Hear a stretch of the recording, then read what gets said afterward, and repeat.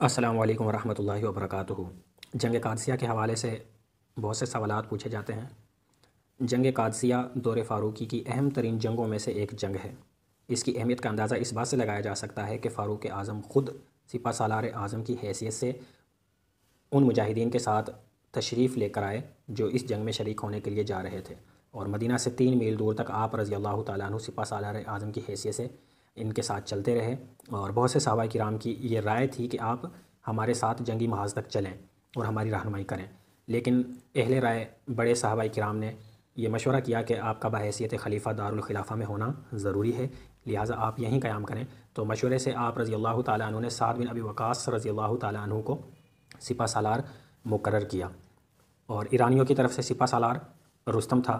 اگلا سوال یہ ہے کہ یہ جنگ کب پیش آئی تھی؟ ہجری اعتبار سے 14 یا 15 ہجری دونوں قول ملتے ہیں، اور عیسوی اعتبار سے 16 ستمبر تا 19 ستمبر 636 عیسوی میں یہ جنگ پیش آئی تھی۔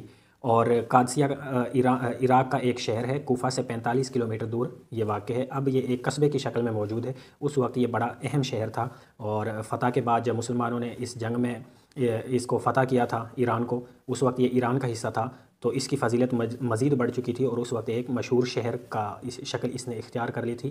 آج کل یہ عراق میں واقع ہے یہ جگہ، اور ایک قصبے کی شکل میں موجود ہے۔ اور اس جنگ میں مسلمانوں کی تقریباً 33,000 تعداد تھی، اور ایرانی تقریباً 2 لاکھ کے قریب تھے۔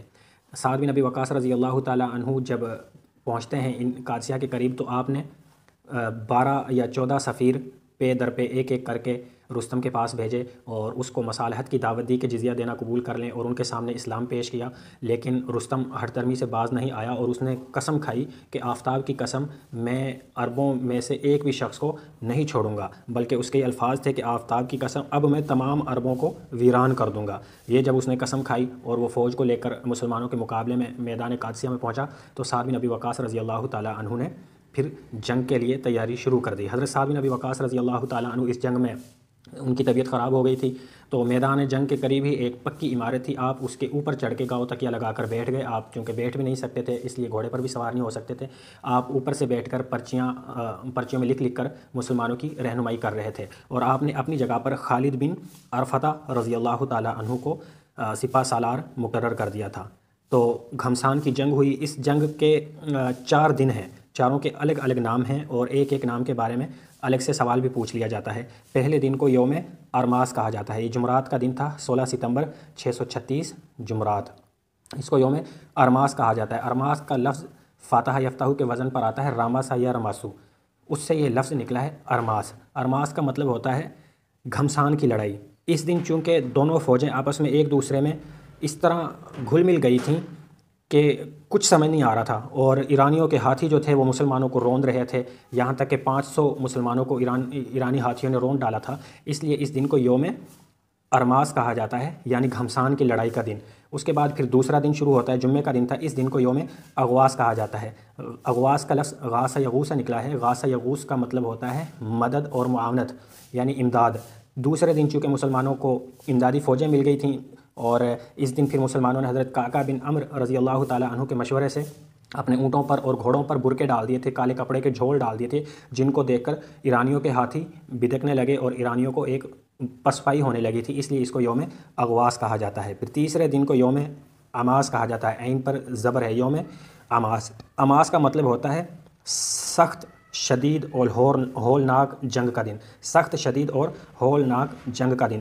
تیسرے دن ایرانی اپنے ہی ہاتھیوں کے پاؤں سے اور گھوڑوں سے روندے جا رہے تھے۔ مسلمانوں نے چونکہ ایک تدبیر کر لی ہوئی تھی ہاتھیوں کو ڈرانے کی، اس لیے ایرانی اپنے ہی گھوڑوں کے اور ہاتھیوں کے پاؤں میں روندے جا رہے تھے۔ بڑی سخت جنگ تھی، شدید جنگ اور ہولناک جنگ کا یہ دن تھا، اس لیے اس کو یوم اماس کہا جاتا ہے۔ پھر اسی دن کی شام کو لیلۃ الحریر کہا جاتا ہے، تیسرے دن کی شام کو لیلۃ الحریر کہا جاتا ہے۔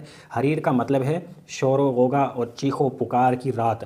اس رات ایرانیوں کو شکست ہوئی، دن میں وہ اپنے ہاتھیوں کے پیروں سے روندے گئے، پھر رات میں مسلمانوں کی تلواروں کی کھنکار اور گھوڑوں کی گھنگھناہٹ کی وجہ سے اتنا شور پیدا ہو چکا تھا اور ایرانی بھاگنے پر مجبور ہو چکے تھے، اس لیے اس رات کو لیلۃ الحریر یعنی چیخ و پکار والی رات کہا جاتا ہے۔ اور اگلے دن یعنی چوتھے دن مسلمانوں نے بھرپور حملہ کیا، ایرانی بھاگ گئے۔ ہلال بن علقمہ مجاہد تھے، انہوں نے رستم کو پکڑ کر قتل کر دیا، اور اسی طرح پھر ایرانیوں کے 30,000 افراد مارے گئے، اور مسلمانوں کے تقریباً 8,000 لوگ شہید ہوئے۔